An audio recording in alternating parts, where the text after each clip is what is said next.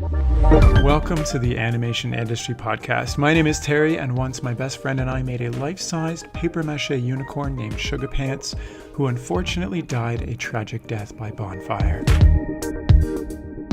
Today's chat is with Mexican writer, voice actor, producer, animator, director, and taco enthusiast who probably went and had some tacos after this chat, Jorge Gutierrez.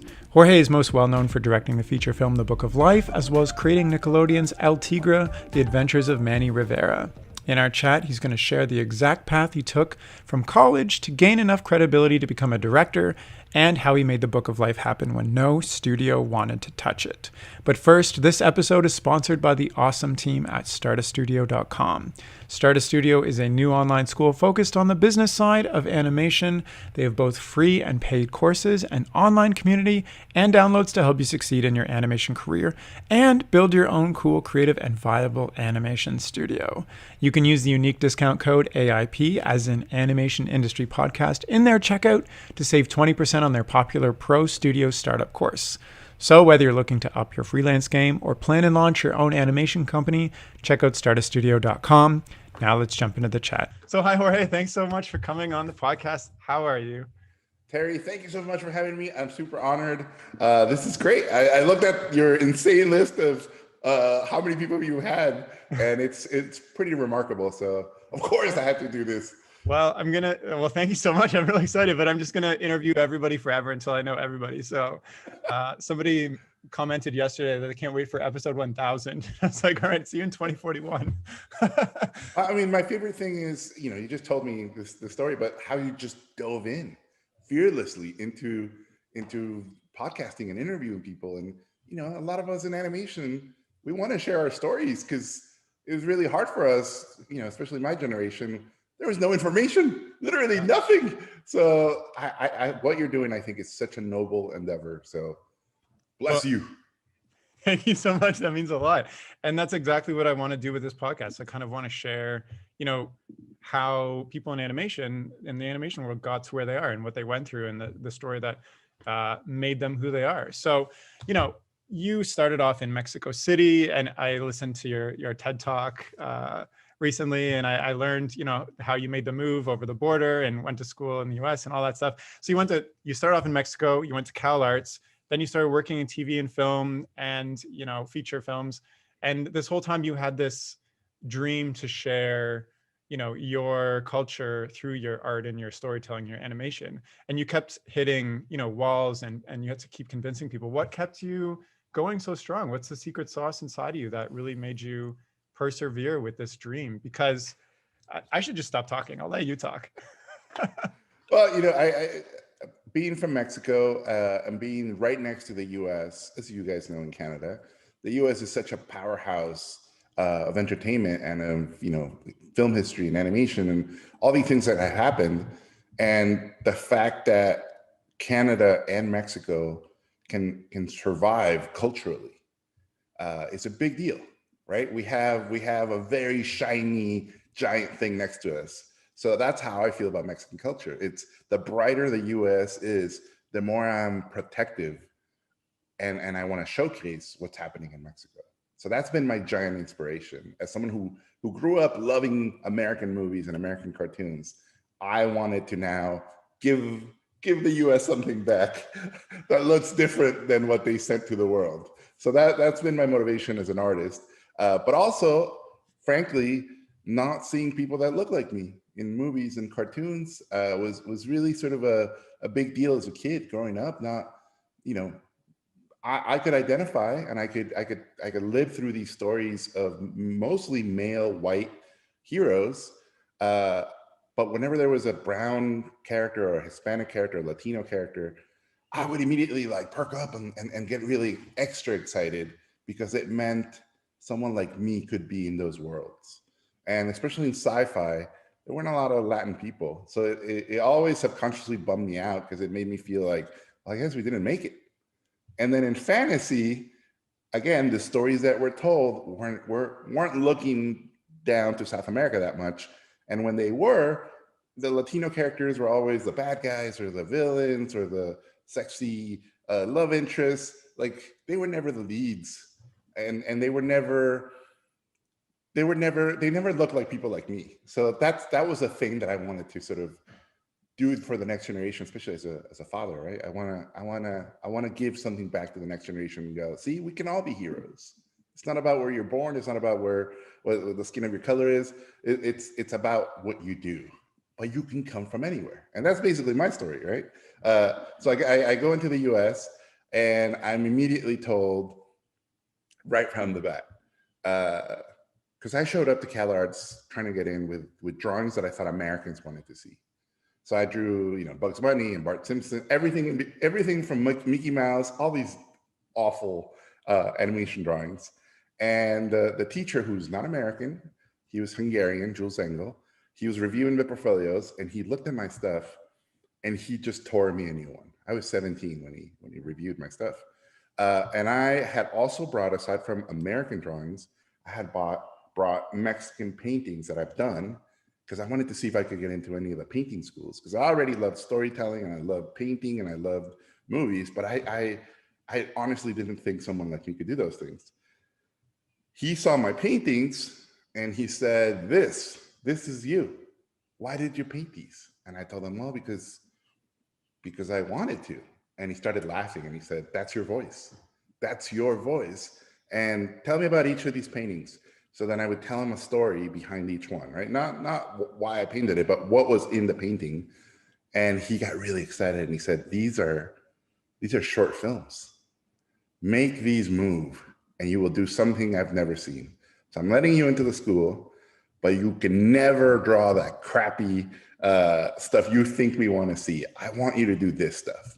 So wait, he let you in right on the spot right there? On the spot at 17, based on my paintings and my awful American wannabe drawings. And it was for a 17-year-old, it was like Zeus had marked me. Like, this is your journey. It was kind of life-changing and life-shattering at the same time. I went home, I told my father, went back to Mexico, told my father the story. And he wasn't that happy. He was kind of appalled, like, what? What if you do this Mexican stuff, how are you going to get work? That was his first reaction. And sure enough, I killed myself in school. I worked super hard because I learned, lesson number one in our industry. You can talk about it or you can do it. And sure enough, there's a lot of people who talked about, I'm going to do this and I'm going to do this, I'm going to do this. And then others who just put their head down and just worked. And so I worked hard, like the hardest I've ever worked in my whole life. I thought it was going to be school. It turned out it was much later. It was much harder. But at least in school, I learned that working really hard, it comes back to you. And honestly, it comes back to you tenfold. So I worked super, super hard. And all my stuff looked, Mexican wrestlers and Day of the Dead and all this crazy Mexican stuff. And a lot of my teachers, who were very, very, very, they were saying this for the right reasons. I don't think they were being racist or in any way, but they would say, Jorge, if you keep making this stuff, you're not going to find work because no one's making this stuff. So if all the restaurants want, Chinese food, and you show up with this type of food, they're not going to let you cook there, as one teacher explained it to me, right? And he was Chinese. So it was an interesting thing when I would put out my portfolio and I would get reviewed. And CalArts, all these companies and studios come and they send artists and art directors and directors and they review your work. And I would get called back and they would look at my stuff and they go, this is great. Where's your other stuff? And I'm like, what do you mean my other stuff? Your non-Mexican stuff. And I was like, no, this is it. And so I would get a lot of like, oh, well then as one recruiter put it, well then we don't know if we put you in this show or this movie, if you're going to be compatible because your stuff is so specific. And I would say, no, I can do all that stuff. And then they would say, well, then show us. So then what? You had to go and make a whole different portfolio, just like at that point, it was like, oh man, do I do that? And a teacher told me, you have a choice to make. And this is a big one. You can either become versatile and show that you can do all this other stuff, or you can risk it all and put it all on your own stuff. But the reward will be greater but the risk is humongous. Yeah. Right. So I want to ask you that's about two things before we continue on, just because first of all, you're like answering questions before I can even ask them. But isn't it crazy how that validation you got from that one professor at Cal Arts changed kind of the course of everything for a couple of years? Was that like defining moment? Is that stuck with you, or do you keep needing to get validation to pursue, how you mentioned later, this, you risk know it what all niche?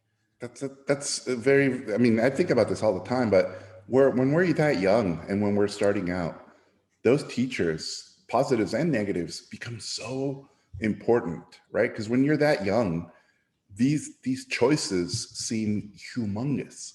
And so when someone with experience sort of looks at you and tells you a thing, you kind of read it as the law. Like, you're doing the thing that I want to do, and if you're saying that, then you have to be right. And so that can hurt you and that can help you, right? Because he could have been having a good day, or he could have had a delicious Mexican breakfast and he felt like he liked Mexico that day. Or he could have, someone cut him off in traffic and it was a Mexican guy who yelled something at him, and then he would have hated my portfolio. Like, you never know what could have happened. So these are the little, I always say we all have a biopic of our life playing. These are the moments that can change you, and you don't know where you're going to go. The choices will be yours. But when these things happen, for example, before that, my high school art teacher did not like my work at all. She was a constant negative influence in my life, but in a weird way, because she didn't like my work, she kept pushing me. And because she said, no one wants to see this Mexican stuff, it fueled my fire to do even more Mexican stuff. So years later, I thanked her, and I think she thought I was mocking her, but I was being genuine. And I was like, I genuinely think that you not supporting me helped me, because it was a good step and a good lesson that you have to overcome those who don't believe in you. And she was like, she gave me this look like, what the, what are you Like saying? that And I makes was like, sense so though. thank you. Like, you really fueled me. And I was a dumb, smart ass kid. So I'm sorry if I was a pain in the ass, but thanks to you, you really fueled my fire. And so I think those little choices make a big difference. And, I always say, I don't know how it is in Canada, but in Latin America, and especially in Mexico, being an artist, the first wall you have to climb over is your family. Because in Latin America, saying you want to be an artist is like saying you want to be a rock star or saying you want to be a Hollywood actor. We're This is a one homeless. in a million chance. So this is a very risky endeavor. And especially for people, a lot of first generation Hispanic people in the US, their parents are going, wait a second, I risked our lives to come here. We escaped to come here. We did all these crazy things to come here. And you're telling me with this opportunity of us being here, you will risk it all to become an artist? So it's tough for people of color to make that jump. And it's a really big, because you can't point and go, well, look at all those directors and look at all those art directors and look at all these successful people of color in animation. Because at least 10 years ago, there was none. So there wasn't even like, you couldn't even point at people. So it was an interesting thing that early on to deal with those things. But I think you're absolutely right. Those early teachers in college and your later years in high school, and when you're starting out in the industry, these entities that have experience can do a lot of good, but they can also do a lot of damage if they instill bad advice. And I was bombarded with good advice and bad advice. And it's up to us to decipher which one works for you. So now, you're an accomplished in your career and you have quite a number of projects under your belt, and you found kind of what you want to do with your creative self. How do you take kind of those negative and positive influences now when somebody gives you validation or kind of takes it away versus, how important it was to you when you first started? So it's been very interesting. I'm 46 years old. I was diagnosed with autism when I was 40, and I didn't know. I literally did not know. We have a son, an 11-year-old, who was diagnosed when he was 2.5. And part of the reason I got tested was a lot of my family, especially my parents, would say, hey, the way your son is acting, that's how you were as a kid. And so it was very, very interesting. And over time, after I got diagnosed, one of the things you do is you basically look back into your life and you start deciphering all these things. And one of the things that I was able to do, and everybody who's on the spectrum is different, and obviously there's a billion versions of being on the spectrum, but on my version of it, I have an ability to be able to, when people say don't take it personally, I can literally not take it personally. I can shut off and move away and decipher the car crash of failure and examine and go, oh, if I could have done this and this and this and this, maybe it would have gone better. Oh, that person just insulted me. You know what? It's probably because of this and this and this. And it's probably insecurity on their part. Oh, wow, this one actually hurts. Huh. They probably hit on something that I'm insecure about, and it's this and this and this. So I can decipher those things. It's kind of my gift. And by the way, I apply all that to animation, right? Because I can get into who the characters are and the psychology and the subtext and what every line means, but what every line is saying, what every movement means. So it's really helped me. But that's been something that over the years has definitely been intriguing with the internet, because man, when El Tigre, my first TV show, came out with my wife, we got bombarded with hate, right? This is 2006, 2007. The internet still wasn't as vocal as it is now, but we were getting a lot of hate mail, right? I don't want to see a show about Mike Gardner. This show belongs to them, not to us. Like, we were getting a lot of racist stuff. And Nickelodeon, bless their hearts, they would give us all the fan mail. And I would say half of the fan mail was, we love this show. And the other half of the fan mail was, I hate you. I hate the people who make this show. This is garbage. And they would just give it to us. My wife, who is also an artist, it really affected her, the negative stuff. I love reading the negative stuff. And I would try to learn. I would try to go like, well, this person hates it. Well, they're just racist. I can't change their mind. Oh, this person hates for a reason that seems more logical. There's something to be learned from this. So I would pin them on the wall. And this happened in Book of Life. When we did the test screenings, I would take all the angriest, meanest, most condescending comments, and I would put them on the wall just to study them. I was like, here's what people loved. Here's what people didn't like. How do I milk the cow of negativity into something positive? How do I use all those criticisms to become a better filmmaker and become a better storyteller, right? My grandfather would always say, the best vengeance is being better, right? Yeah, so use everything to make yourself better, good and bad. Is there one that sticks out to you that you had a hard time deciphering, and then you really learned something from it that you took forward to the next project you worked on? Yeah, I mean, one of the things that one of the criticisms that I got on, for example, on Book of Life, was that there was just too much stuff happening in the movie, right? Too many stories, too many B stories, too many characters, visually too busy, musically there was just too many things going on. And I genuinely was like, well, this is my personal taste, right? I like that. I like Baroque art, and I like churubuscuru, over the top things. I like, I grew up with Mexican soap operas. I like drama and comedy going next to each other.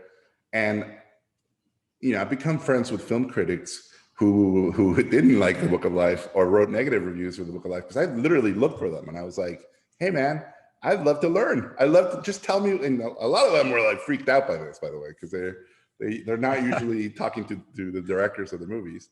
And one of them that I talked to sort of told me, and he didn't back down. He said, now that we're friends, when I saw that movie, I expected this because I'm used to that. And yours was different enough that it was a knee-jerk reaction to go, well, that's not what I'm used to. And I'm not sure I feel comfortable. So that became a big thing for me, going, audience expectation is one thing, but at the same time, how do I make something completely different, but familiar enough that you're not going to freak out? So that's the new balance that I'm trying to go Man, with. that's tough, especially Yeah. because like, how do you figure out what's in the minds of millions of people you've never talked to, kind of thing, right? Well, and you got to have your finger on the pulse. So one of the things I do now, and my wife always laughs about it, is I'll go see the number one movie in America or the number one movie in the world, even have zero interest. I just want to see, what did the whole world connect to here? And what if the whole world connect to that relates to something that I might be developing, that I could go, hey, my thing is just enough like that thing that it can get made. And I do that with the Grammys, where I watch the Grammys every year. And obviously, as I get older, I'm like, what is this stuff? But I have to know what is the world connecting to? What are different generations connecting to? As an artist and as a maker of things that I want the world to connect with, how can I not? How can I not study what's happening in the world on a consumer of art level? It's super important. So I'll look at Netflix and I go, okay, what are the top 10 shows? What the hell's Coco Melon?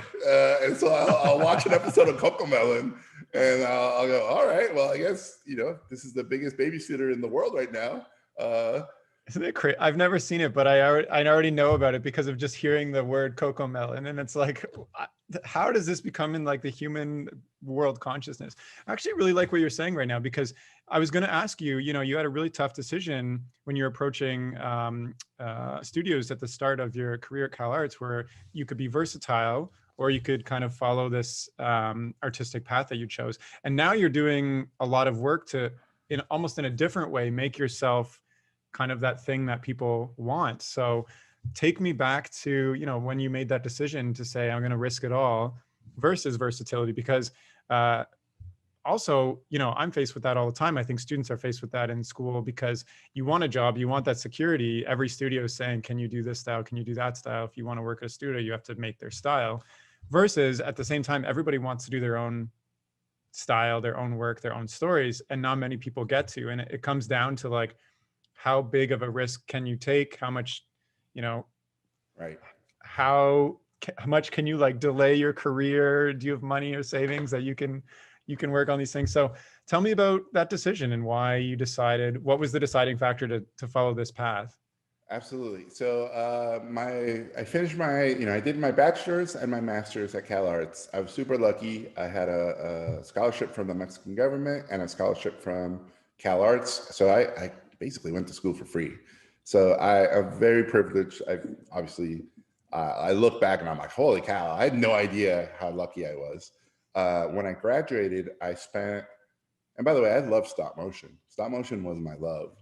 But back then, there was not a lot of stop motion going on. And the stop motion well was dry. This is pre-Leica. Like it was grim for stop motion back then.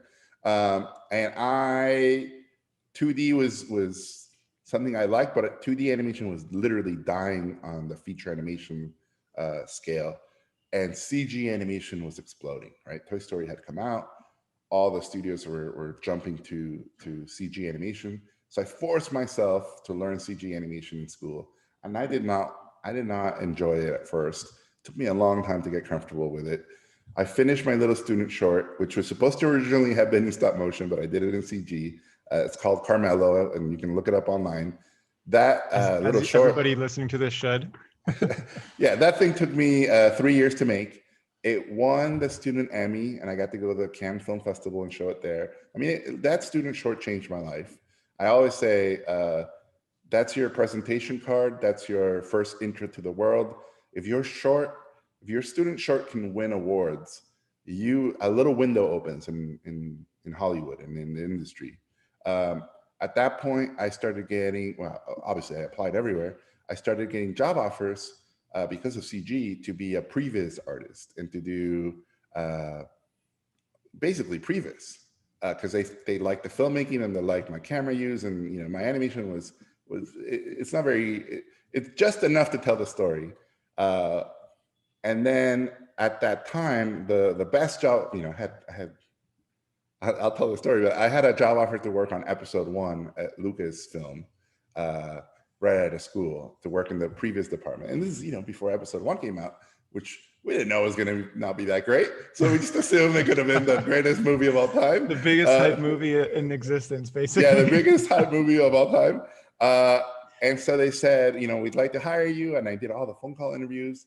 You're going to have to move to San Francisco. We'll help you get a place. Like, this thing was a done deal. And I had 3 months to go there. And then I remember being super sad. And it was one of those things where I had studied enough people's career, especially CG animation, where I realized no one from layout that I can think of has made the jump from layout to directing and writing their own movie. No one in the computer animation side has been able to create their own TV show. Like, I just didn't see the logic of that. And I said, if I go into that industry and I go into that specific thing, it's not like I can work my way up at ILM. And at some point, George Lucas goes, make your own movie or make your own TV show, which is what I really, really wanted.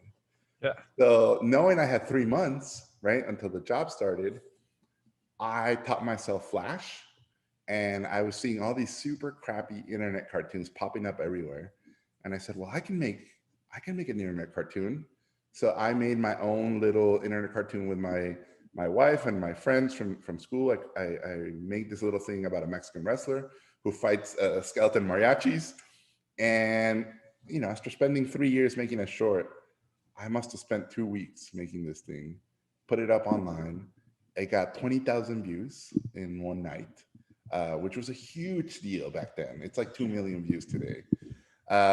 And I had done an internship the year before at Sony Pictures on the movie Stuart Little as a character animation intern. And that, by the way, when I worked on that, I realized I don't want to be a visual effects animator because it was very real. Your shot had to blend in with the shot before and after. And I love story and design. And those two things have been figured out years in advance by the time animation happened. So that's when I realized I didn't want to be an animator.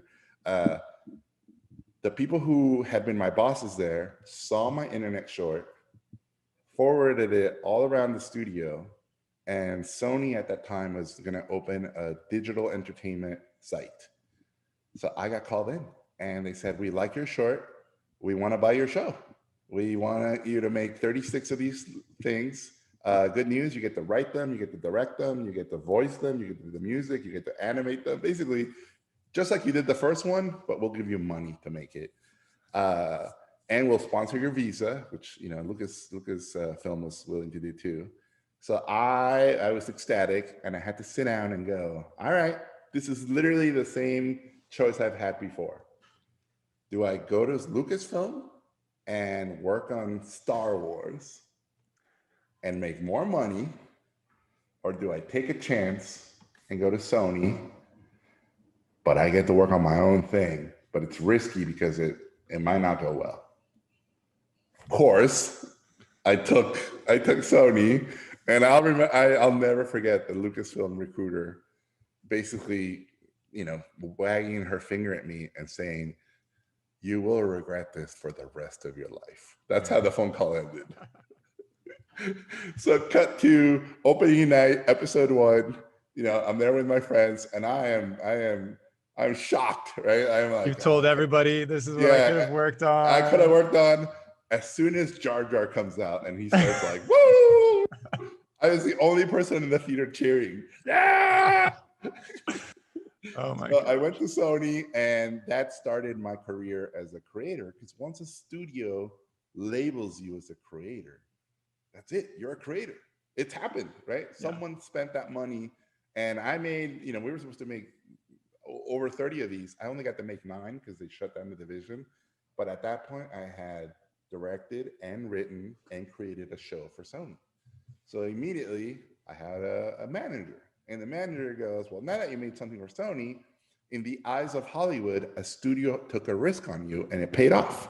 So now other studios don't look at you and go, well, you're just some dumb kid out of school. Now, oh, you're a Sony creator. What do you have now? So he sent me to every studio, and I pitched a mazillion shows, and I got rejected everywhere. I pitched Book of Life early on, and they were like, "You're just out of school. You can't make a movie. Get more experience." So I kept pitching and pitching, and then people at studios would say, "Your stuff looks cool, but you need to work on a TV show so you can see how shows are made, so you can understand what you're pitching, how it translates to how you would actually make it." And I literally took that to heart. So I started applying to shows as a character designer or as a writer. And the first thing in those, when they ask you to do those things, is they go, "All right, are you a writer? Let me read your samples." So I would show them samples of my scripts for the Sony thing. They're like, "Oh, these are too short. Show me a Simpsons sample. Show me a sample from or write me a sample of the show that you're applying for." And that's when I got my ass kicked as a writer. On the design part, same thing. They would go, "Ah, cool designs. Oh, you want to be a character designer? Here's the character design test." And the character design test is basically, at least back then, it was turn around the character that we designed, and we're going to give you design this type of character and design this type of character, one really exciting and one really boring. And I didn't realize this, but that's the job. Like, character design is maybe 20% of the job is super fun, but 80% of the job is really technical, right? Turning bodies around, construction, special poses, all this stuff. So I started getting freelance writing and freelance character designing while I started pitching shows, and I started getting pilots. And they would say, "Well, we're going to pair you up with a writer because you don't know how to write." So I learned a ton from being paired up with writers. "Hey, we're going to pair you up with a more seasoned director so you can learn how to direct a TV show." And that's how I learned. And I was always like, pay them, don't pay me, give them all the money, because I'm going to be learning from them. Like, What do you mean pay them? So you didn't take? Yeah. So for example, the writing fee, it was, "Hey, I want to make sure I get credit for it, but pay the full fee to the writer because I'm going to be learning from them." So you chose. I chose instead of 50-50, which, by the way, if you do that, that cuts out a lot of writers who are like, "Well, I don't want to co-write with some newbie." Oh, that makes sense. So you wanted to work with more experienced Yeah. writers, directors, and the way to do that was to cut out your fee. That makes a lot of sense. Let me just take it back a bit. So, Yeah. You got this offer 3 months in advance to work at a ILM, and you had kind of the foresight to look at your career and to know that this wasn't the right path for you. And then you made this short. Tons of people are making shorts these days. What do you think you did to make that short successful in the eyes of the world, or to get those views, or to make it stand out enough that it said, Jorge is director material? Well, if you guys look at that short, it was super ambitious for that time. But the number one thing I learned after watching a bazillion CG shorts of that era was that everybody was either telling a joke or making it a demo reel. No one was telling a story, like a story. And what I mean by that was something that made you either tear up or a lump in your throat, something emotional. Yeah. And I've always believed the greatest special effect in what we do is emotion. So that became my whole thing. I'm like, I want to make a short that hopefully makes people feel something. So I made it about Day of the Dead. I literally made it about a kid dying. The short starts and it's at the funeral of a kid. And so that's out of the way, right? We know someone died. Now the story is, well, how did he die? And the most important thing, why did he die? So that to me was, I got to figure that in story. And then by the time I get to the CG and by the time I get to all the other stuff, I have a guide emotionally of where this thing is going. That thing is 8 minutes long. I look at that now and I go, it's too long for that era. I mean, it's too long for today. Today is, now. These things have to be so short now because there's so many eyeballs competing for you that you got to make things really, really smart, really short. But it's a different time. I mean, back then, I had to send it to festivals in VHS tapes. Now you send a link and people can watch it anywhere. So the advice I give to students now with their shorts is, I want to see who you are. I want to see your point of view. I want to see your personality. And if it's comedy, great. If it's more dramatic, great. But you gotta keep it short, because if you don't start big and hook us, people will not watch the whole thing. Which I think back then was different, because you were stuck in a theater and you could take your time building that thing up. I think it's different now. Did that apply to the short that you made in those 2 weeks as Yeah, well, the orphanage? literally, I was like, this is for the internet. I gotta get in there and make it funny right away, and it's gotta be exciting, because that was the other thing. I would go to studios, I would show my award-winning short, and they would go, "Wow, this is super depressing. We Nickelodeon, and we make SpongeBob. How do we know you're funny?" And I would go like, "No, I'm funny," and they're like, "You gotta show us something funny. You can't say you're funny." And that was a big lesson. It was, you can't say, hire me to prove to you that I can do a thing. It's, here's the thing I make, hire me and I'll make a better one. Yeah, I honestly wish the world didn't work like that. Like, you got to work hard before you can get anywhere. Instead, it's like, no, I know I'm funny inside. Just trust me, believe me. Yeah. And by the way, one of the big things in our industry is there's a lot of people who want to do stuff, in my opinion, have the talent to do this stuff, but aren't willing to put themselves on a limb and do it and show it to the world. And that little thing, that extra step to be willing to put it out there and let the world judge you, that's huge for artists. That's I always say, you have to have the heart of a poet, right? In what we do, you have to be very sensitive and very sensible, and be willing to show your nakedness to the world. But then you also have to be, have the endurance of a boxer and be able to block all the negativity and block all the insecurities and block all the attacks that are coming your way. So that balance, to me, the good artists have that balance where they can be poets and fighters together. So let's fast forward a bit to where you kind of left off, where you were talking about before, where you were talking about how you got into directing and how you're pitching everybody in there saying no. What made, with El Tigre or the Book of Life, what made people say yes suddenly? Because you said you were pitching absolutely everything forever and you're learning from great writers and directors, etc. But you still wanted to tell this unique story. All right. So literally after my student short happened, a manager who I'm still with signed me and said, there's a short called 9 that is going to become a feature, and Tim Burton's producing it. So any award-winning short out there can be pitched as a movie. So your little short, turn that into a feature. So I wrote the first outline to Book of Life. He sent me to every studio. Everybody rejected it, said, you have no experience. This is too weird. The quote, no one wants to see a movie about dead Mexicans. I was literally told that at Disney. Many years later, Coco happens at Disney. As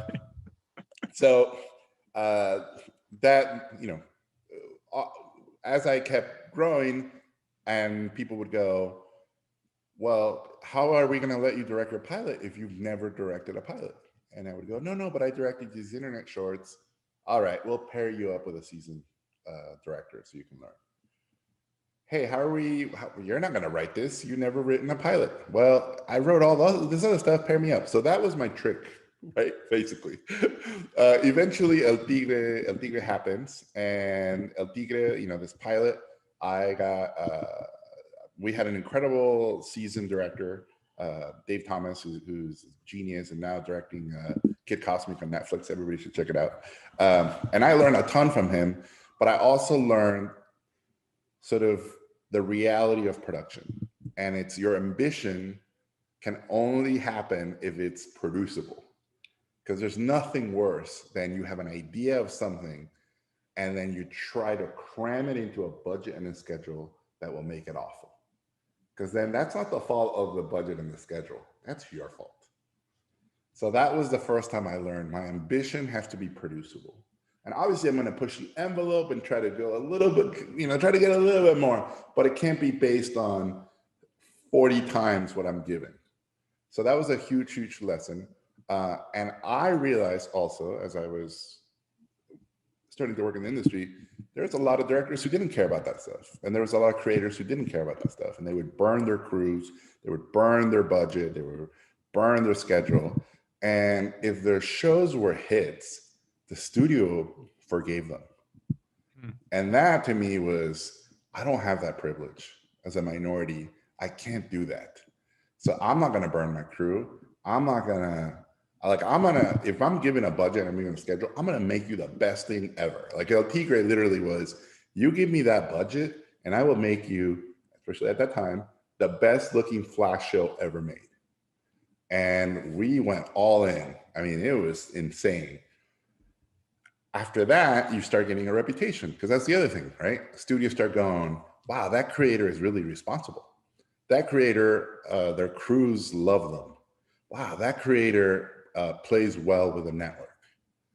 El Tigre won 7 Emmys. It got canceled after 1 season, but because of the hopefully positive reputation I had after that and all those awards, all the studios go, huh, that guy, there might be something else in there.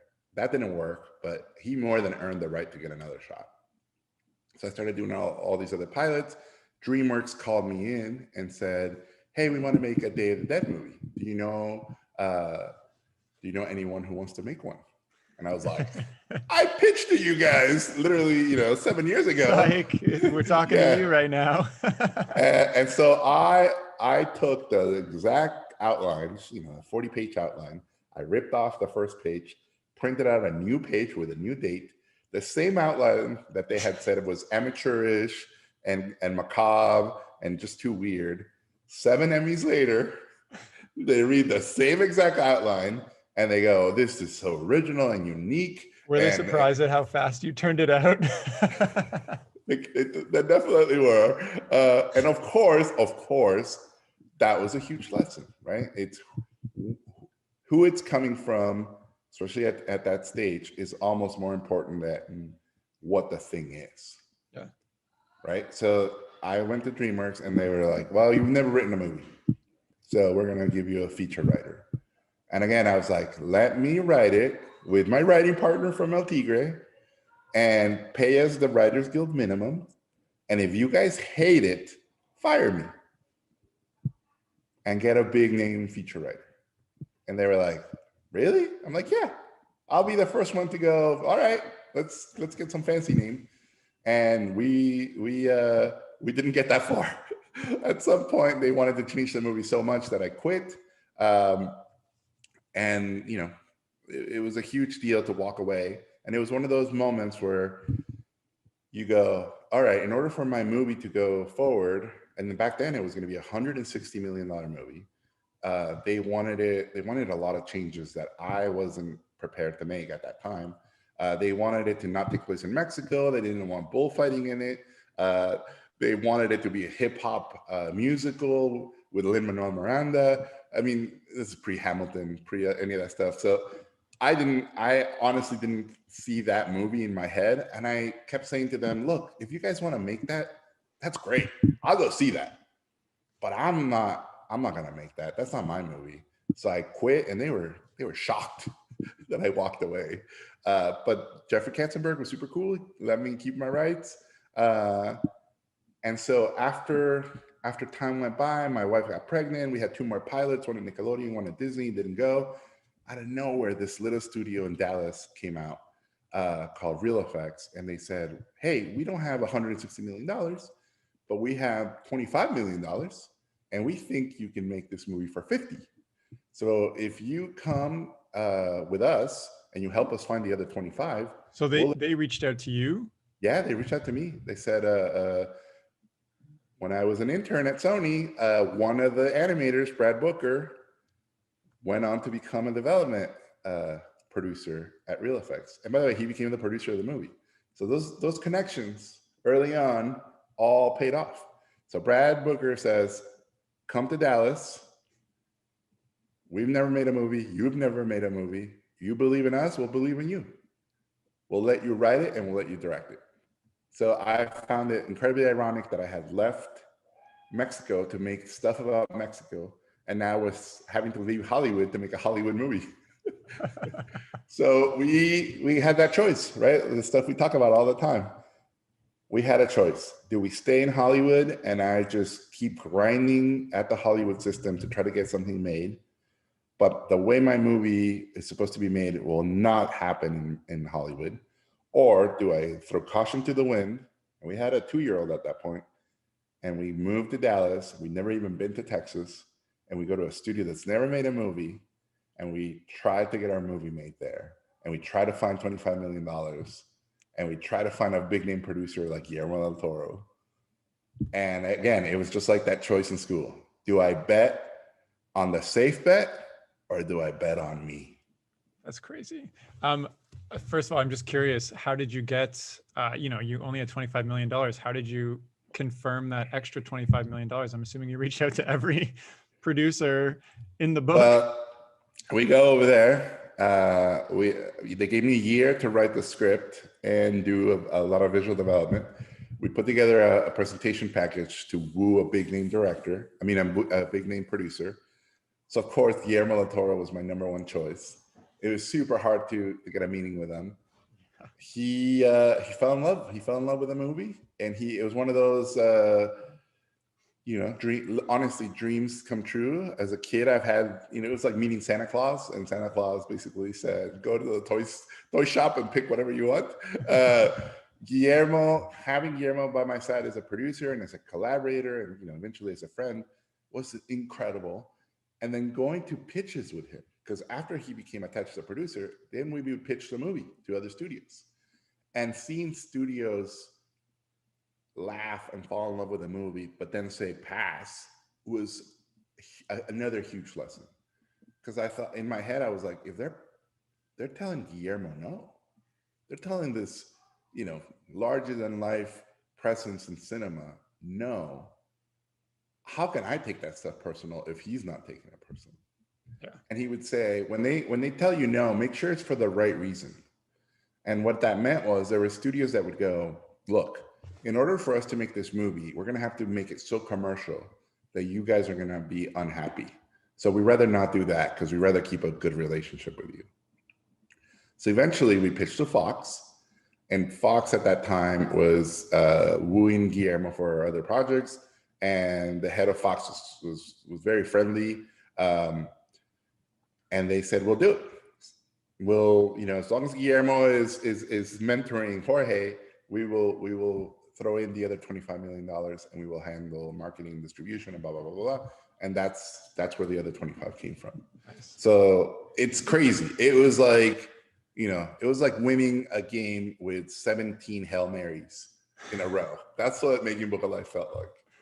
And I like what you said about, studios saying no for the wrong reason too. I've been pitching myself, and when they say no, that's like my biggest follow-up question is, what were the reasons why? And sometimes it just doesn't work out. And sometimes it's like, oh, I'm really missing this element from what I'm pitching.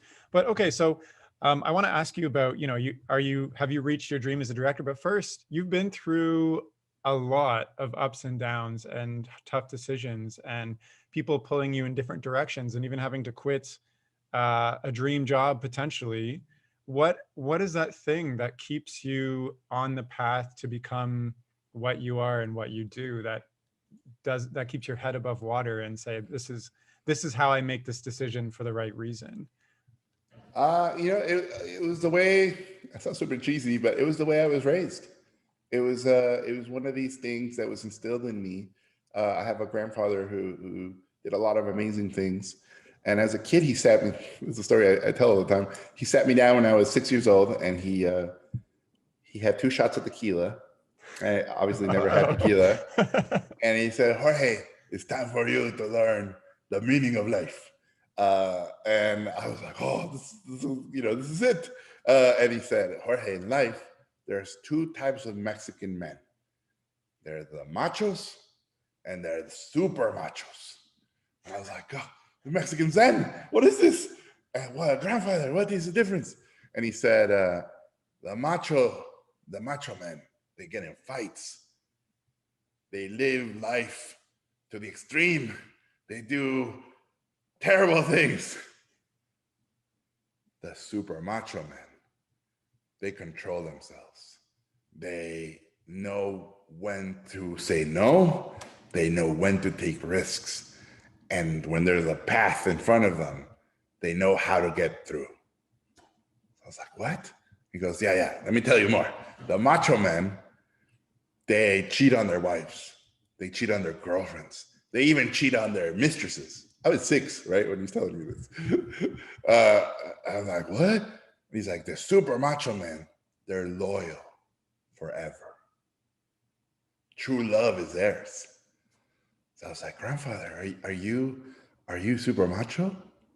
And he said, no. And he grabbed the 2 tequila shots and he drank both of them.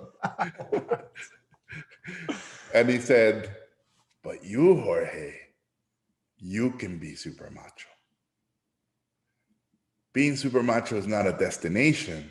Being super macho is a state of mind. So in life, when you get those moments, when the journey tells you, if I go this way, it'll be easier. But if I go this way, it'll be harder. You always pick the one that will make you better. And the one that will make you better is always going to be the harder one. And if it doesn't work, no regrets. Success, man, I feel like right? I'm getting emotional here. This is a great retelling. Yeah. Success is built on the ladder of failure. The more you try, the better you get. But the more you try, it means the more you fail. So failure is the way to success. And that was it, right? It was fucking tattooed on my soul. My 6-year-old mustache grew out at that moment. It was like I was illuminated. And I followed that mantra my whole life. And it's, all right, what's the logical choice and what's the risky choice? And how, obviously, have a plan B and plan C, and how much money you have will determine a lot of these choices. But man, risks is where the growth happens, and risks is where where we win. Yeah. No one who took it safe goes, oh my God, all my dreams came true. I mean, sometimes you win the lottery, but not in a normal life. I really like how you just explained that in that story, that I'm like taking it personally. You're a father now and you have a son. Are you sitting him down with 2 tequila shots at some point? Yeah, I mean, I have that from my grandfather, and then I have another one from my dad. This is where El Tigre came from. So when I was a kid, I basically got in a fight, and the other kid hit me with a bicycle chain and left a scar on my arm. And my father, he was comforting me, and he said, that scar, that's a tiger stripe. And I was like, what? And he's like, Jorge, look, when you're born a puma. As you get older and things happen to you, good and bad things, you get spots and you become a jaguar. Then deeper things happen to you. And then you become a tiger because they're stripes. They leave a longer mark. When you die, Jorge, I don't want you to die a cheetah or a jaguar or a puma or a tiger. I want you to die a panther, because you've experienced everything. And, again, one of those moments where you're like, oh, experiences, good or bad, make you grow. So embrace them. And if it hurts, it's another stripe. Yeah. Wow. I feel like I'm on a wisdom talk here with you, and this is fantastic. I love how your father and grandfather had such a way of telling these things, and they've stuck with you.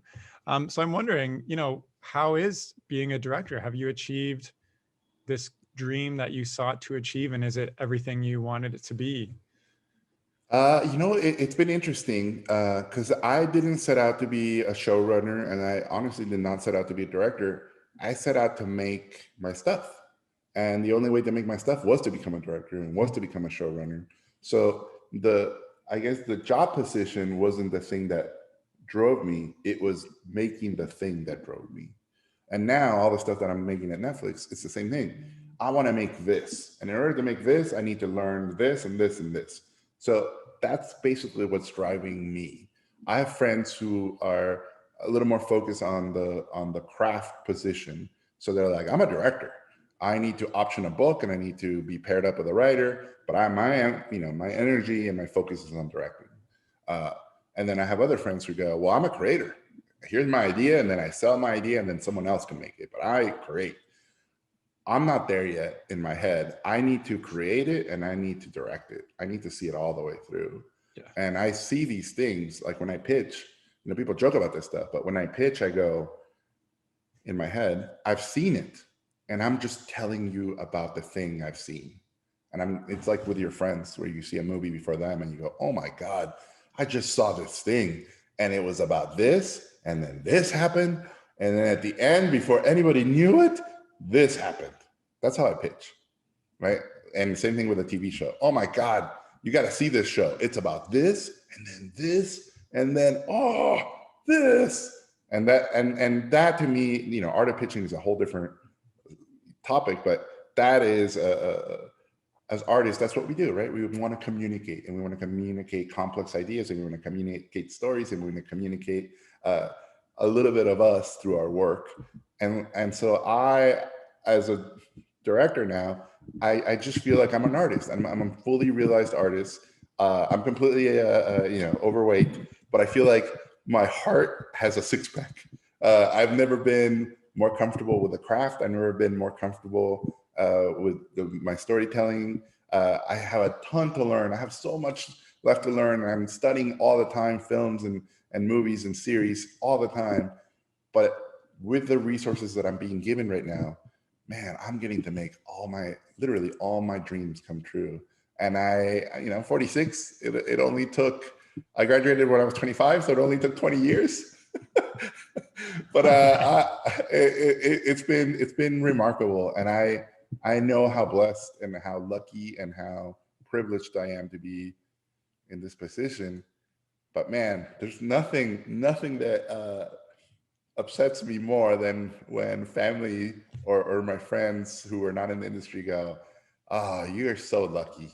You're so lucky you were born, with a talent." I'm like, that's not. You just negated all the hard work. You just negated all the sleepless nights and the working on the weekends and losing health sacrifices. Like, this isn't just luck. It's hard work. I mean, obviously you need luck, but all the hard work is the key. All the time people are like, "What's the secret?" I'm like, the secret is work. There's no way around it. Don't be an asshole. Work really hard. Network, make connections, study, see what's out there, figure out who's doing what, decipher the history of people you admire, right? So for me, I was a big Henry Selick fan, and I loved Brad Bird, and I loved all these directors. So I would just look through the history, and I would go, well, they didn't come out of their mother's womb and someone made them directors or showrunners. You see their journeys and you go, well, they went to school, then they got their first job, then they had their first opportunity. Then they got fired. Then this happened. And you start seeing these ladders and these graphs, and no one just goes like this. It's like, boop, boop, boop, boop, boop, boop. And then there's like long things. And that's where you start going, obviously there's anomalies and people who just manage to avoid all those things. But most of us mortals have to take those steps and have to go on those journeys. So for anybody out there who's starting out, study your favorite directors. Literally go, who is out there that I want what they're doing, and figure out how they got there, and go, am I doing something today to get there? And that's how I approached it. Yeah. I mean, I feel like you just summed up the reason I started this podcast, to figure all that stuff out. Terry, you're a genius. You're a genius. On my way. So I asked you, does it feel fulfilling that you're a director, but you're telling these stories that are in your mind? What is next for you? Like, what are the risks that you want to take? What are the things that you want to export now that you've reached this state, at 46, that took you 20 years to reach? What is what is the meaning of life now? So the meaning of life now, the big aha that's happened to me now is I want to do things I've never done before, right? So I got to make my own TV show. I got to direct a movie. I got to make a virtual reality short.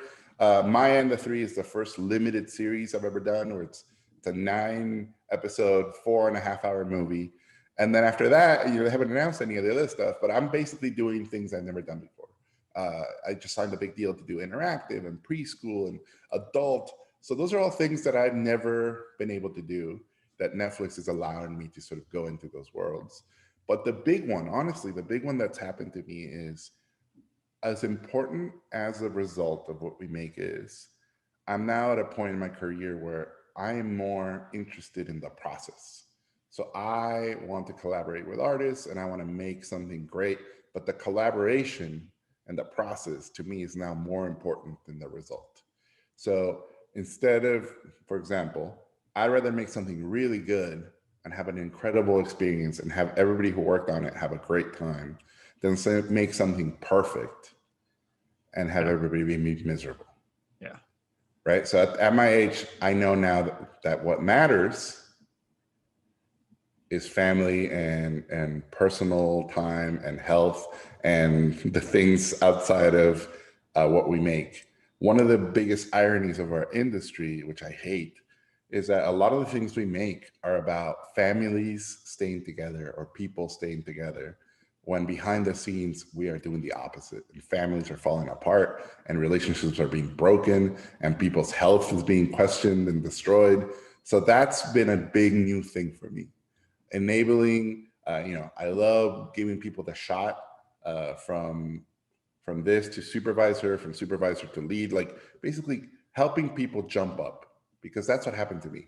Someone helped me, and the best way to pay it back, because we have to pay it back, is to help others, right? So that's you doing this podcast. This is you're helping the industry, right? This is a great way to help people with information, with advice. Obviously, everything we say is just advice. People should make up their own minds and decipher what they want to take from these things. But that at that stage in my career, that's what I'm the most interested in. I'm also a big advocate, as you can imagine, for mental health and for people who usually aren't represented to get their shot at telling their stories, and people who are on a journey. If there's anything I can do to help them, push them up, or extend my hand and help them up, uh, that comes. I believe in animation karma, animation industry karma, and I think the more you help others, the more good things will happen to you. It's easy to help those who can help you, but I think the real super macho thing to do is to help those who can't help you. Right? That's the most noble one. So Terry, I'm gonna have to go soon. Yeah. Okay. I'm so I just love picking your brain. So let's wrap things up. First of all, I just want to thank you for sharing all that, because that was amazing. But is there anything else you wanted to share? Yeah, I mean, I'd love to end by saying, hey, everybody out there, in what is it, February 2021, we are in a magical time. This is a golden era. I know it's a pandemic, and I know things 2020 was awful, but honestly, everybody, we are in a golden era of animation. There's never been more animation. There's never been more jobs. There's never been more types of animation. If you like anime, or you like adult, or you like preschool, or you like interactive, you like any type of animation, games, visual effects, this is the boom. Right now, it is, the golden era. And not only that, but it's the golden era in that people who usually didn't get a shot to create and direct and make these things are getting those shots. So this is a wonderful time. We're all home. Well, many of us are home, working from home. Take advantage of this. There's no more distractions. There's no more going out. Use that to your advantage. Use all of this to your benefit. You can make amazing stuff. Nothing is holding you back from creating your own shows, writing your own movies, pitching your shorts.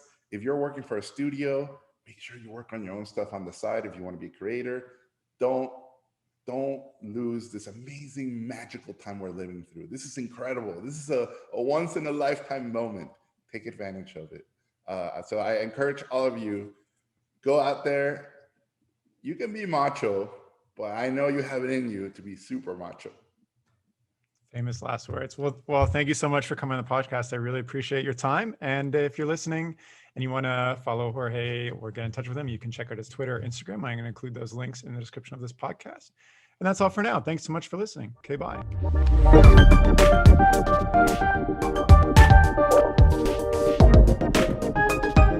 The music for this podcast was composed by Will Farmer and the graphics by Daniel Abensauer.